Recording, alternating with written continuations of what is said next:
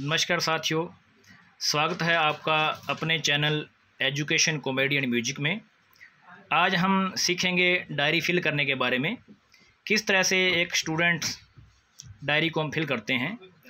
अक्सर स्टूडेंट्स को स्कूल्स में डायरी दी जाती है जिसको फिल करना होता है, जिसमें दो तरह के कॉलम विद्यमान रहते हैं, एक गृह कार्य से संबंधित और एक क्लास वर्क के संबंधित।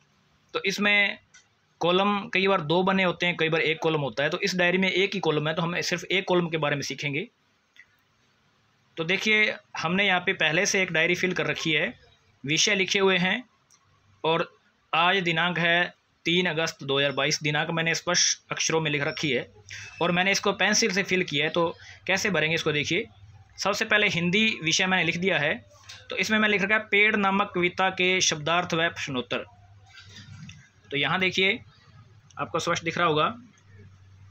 तो इसमें सबसे पहले हम पाठ का नाम लिखते हैं और बाद में यदि वो कविता है तो कविता लिख देंगे, यदि वो पाठ है तो पाठ लिख देंगे। जैसे पेड़ नामक पाठ के शब्दार्थ व प्रश्नोत्तर, या फिर यदि वो कविता है तो पेड़ नामक कविता के शब्दार्थ व प्रश्नोत्तर।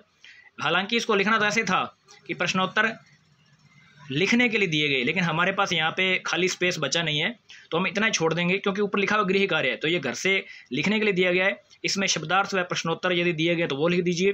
यदि उसमें कुछ अन्य ग्रामर का कुछ दिया, जैसे विलोम शब्द, लिंग या ग्रामर का कोई भी टॉपिक दिया है तो उसको लिख देंगे। तो इस तरह से ये हिंदी के संबंध में आप लिखेंगे। और अंग्रेजी के संबंध में देखिए, जैसे मैंने लिखा सेव वाटर पाठ के शब्दार्थ व प्रश्नोत्तर। तो यहाँ पहले पाठ का नाम लिखेंगे, क्योंकि कुछ स्टूडेंट्स क्या करते हैं, सीधा लिख देते हैं पाठ दूसरा, पाठ तीसरा लिखना है, या ऐसा कुछ लिख देते हैं। या कई बार गणित में भी प्रश्नावली के संबंध में लिखते हैं कि 2.1 के सवाल, 2.3, 2.4। तो इसमें पता नहीं चलता कि कौन सा टॉपिक या कौन सा ही प्रश्नावली चल रही है। तो अंग्रेजी में देखिए, पहले सबसे पहले पाठ का नाम या पोएम का नाम, फिर पाठ के शब्दार्थ या प्रश्नोत्तर जो भी दिए गए हैं वो आप लिखेंगे। यदि उसमें कुछ खालिस्तान वगैरह दिए हैं या कोई मिसिंग लेटर्स दिए हैं या कोई जेंडर अपोजिट दिए हैं तो वो भी आप लिख सकते हैं। और यदि यहाँ पे याद करने के लिए दिया है तो याद करने के लिए लिख दीजिए। उसी प्रकार विज्ञान में देखिए, जैसे मैंने लिखा शरीर के अंग पाठ के प्रश्नोत्तर। तो यहाँ आगे मैंने लिखा नहीं है कि लिखने के लिए दिया या याद करने के लिए दिया। तो जैसा भी आपको, जो भी आपको करवाया गया है, याद करने के लिए दिया है या लिखने के लिए दिया है, तो आप इसमें लिख सकते हैं। पहले सबसे पहले पाठ का नाम जरूर लिखें। यदि पाठ का नाम ज़्यादा बड़ा हो जाए तो आप इसमें डैश डैश बीच में लगा दें। जैसे मान लो शरीर के अंग और उनकी विशेषताएं लिखा हो, तो आप लिख सकते हैं शरीर के बाद डैश डैश डैश और फिर विशेषताएं, ऐसे लिख सकते हैं। अब इसके बाद देखिए सामाजिक विज्ञान। सामाजिक विज्ञान मैंने लिखा है मौर्य काल पाठ के प्रश्नोत्तर। तो यहाँ पाठ, कोई भी पाठ हो उसके प्रश्नोत्तर हैं तो प्रश्नोत्तर लिख दीजिए।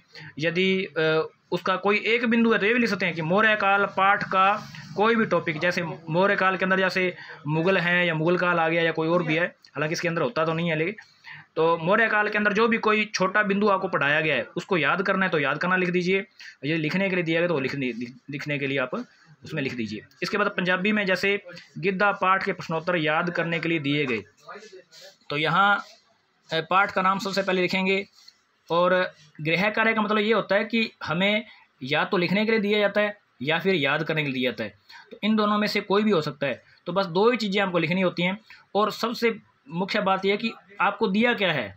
कई बार क्या होता है, स्टूडेंट्स को दिया याद करने के लिए रहता है, लेकिन वो लिखाते हैं कि हमें लिखने के लिए दिया, या इसके विपरीत। तो जैसा दिया है बड़े गौर से लिखें, और 1-2 दिन आप इसको बड़े गौर से लिखेंगे, बड़े साफ शब्दों में। सबसे अच्छी बात तो ये पेंसिल से लिखे तो ज़्यादा अच्छा रहेगा, क्योंकि गलती होने के बाद आप उसको मिटा सकते हैं। पेन से लिखोगे तो इसमें आप कटिंग कर सकते हो।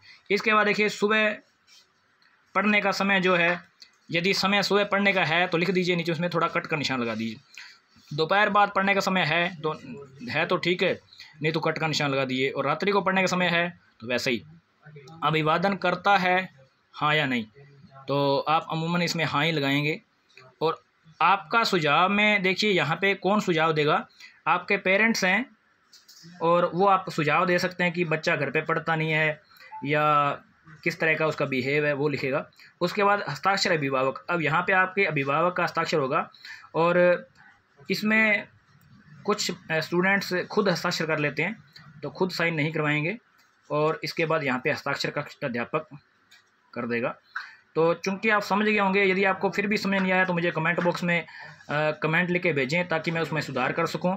और वीडियो अच्छी लगी तो लाइक ज़रूर करें और चैनल को सब्सक्राइब जरूर कर लें। Thank you.